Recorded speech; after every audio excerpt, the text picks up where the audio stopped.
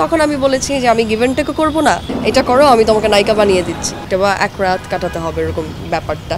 কিছু কিছু পরিচালক প্রযোজক তো আছেনই, তারপর সাথে সাথে আমার সিম ভেঙে ফেলেছিলাম, আশা ভরসা দিয়ে তারপর আর তাকে দিয়ে কাজটা করানো হয় না।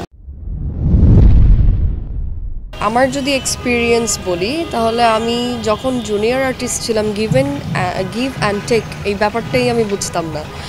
তো আমার এরকম একটা খুব লিড ক্যারেক্টার একটা টিভিসির কাজ এসেছিল, ওটা ব্যাক টু 2015 হবে বা 14-15 এরকমই হবে।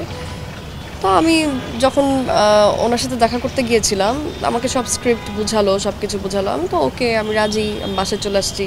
আসার পর যখন মডেল কোঅর্ডিনেটর থাকেন উনি আমাকে বারবার বলতেছিল, আপু এখানে একটু ঝামেলা আছে, একটা জিনিস কম্প্রোমাইজ করে কাজ করতে হবে। তখন আমি অনেক ছোট টিনেজার, আমি বলতেছিলাম কী কাজ, তো উনি বারবার বলতেছিল কম্প্রোমাইজ। তো আমি বলতেছিলাম যে ভাই আমি বুঝতেছি না, বলে আপনি আসলেই বুঝেন না? বললাম না বুঝতেছি না, আপনি একটু ভেঙে বলেন। তখন সে আমাকে বিষয়টা ক্লিয়ার করে বলল যে হ্যাঁ, যিনি আছেন পরিচালক ওনার সাথে গিয়ে হয়তো আমার কিছু একটা বা এক রাত কাটাতে হবে এরকম ব্যাপারটা। তো আমি তখন অনেক কান্নাকাটি করে না করে দিয়েছি, অ্যান্ড তারপর সাথে সাথে আমার সিম ভেঙে ফেলেছিলাম।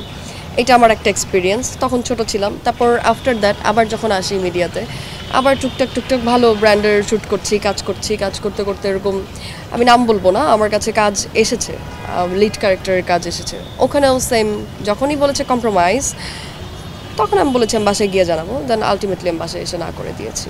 সো আমি আমার কাজের জায়গা যেখানে আমি কাজ করব সেই জায়গায় আমি অ্যাকচুয়ালি গিভ অ্যান্ড টেক বা কম্প্রোমাইজ করে আমি পার্সোনালি কাজ করতে পছন্দ করি না। কাজটা একটা রেসপেক্টের জায়গা, এই জায়গাটাতে রেসপেক্ট করলে আমার মনে হয় সবাই উন্নতি করতে পারবে, আর পার্সোনাল লাইফ তো আলাদা। কিছু কিছু পরিচালক প্রযোজক তো আছেনই, এরকম অনেক মানে আশা ভরসা দিয়ে তারপর আর তাকে দিয়ে কাজটা করানো হয় না। কিছু আছে এরকম, আবার কিছু আছে যে যদি বুঝে যে ওই মেয়েটার ভিতর বা নায়িকাটার ভিতর পোটেনশিয়ালটা আছে, ওকে দিয়ে আউটপুটটা আসবে, তখন গিয়ে একদম ডিরেক্ট অফারই করে যে তুমি এটা করো, আমি তোমাকে নায়িকা বানিয়ে দিচ্ছি। এখন কারো যদি ইচ্ছা থাকে যে আমি যে কোনো কিছুর বিনিময়েই হোক আমি নায়িকা হব, তাহলে তো সে করবেই। দেখেন, আপনি যে কোনো কাজের ক্ষেত্রেই আপনি কাজ করবেন না কেন, প্রথম দিকে কিন্তু আপনি বিষয়টা বুঝবেন না কীভাবে আপনার হ্যান্ডেল করা যায় ব্যাপারগুলো। এখন কেউ আছে মুখের কথা দিয়েই অনেক কিছু করতে পারে, কেউ আছে অনেক কিছু করে তারপরে কাজ আদায় করতে পারে, এটা যার যার আইকিউ সেন্স অ্যান্ড আমার মনে হয় বুদ্ধির উপর ডিপেন্ড করে।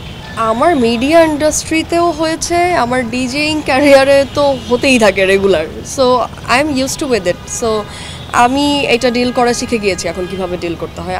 আমার পছন্দ হলে আমি কাজ করব, না হলে করব না। আমি যেমন ব্যক্তিগতভাবে এই ক্ষেত্রে অ্যাটলিস্ট কম্প্রোমাইজ করে আমি কাজ করব না, সেটা আমার যে কাজই হোক। বাট কাজের বাইরে তার সাথেই যে আমার কিছু করতে হবে তা না, পার্সোনাল লাইফ কিন্তু যার যার আলাদা আছে। এখন অনেকেই আছে যে নিজের কাজটাকে ওঠানোর জন্য হয়তো করে, বাট আমার তো কনফিডেন্স আছে যে আমার কোনো কিছু না করেও আমি যদি আমার বুদ্ধি দিয়ে বা আমার কাজ দিয়ে মানুষকে হ্যাপি করতে পারি, মানুষ ওইটাই দেখবে। আপনি যেটা দিবেন ওইটাই নিবে মানুষ। ধরেন আমার একটা ভালো একটা ব্র্যান্ডের ফটোশ্যুট ছিল, ওখানে একটা রেমুনেশন মানে ভালোই একটা অ্যামাউন্ট ছিল ধরেন।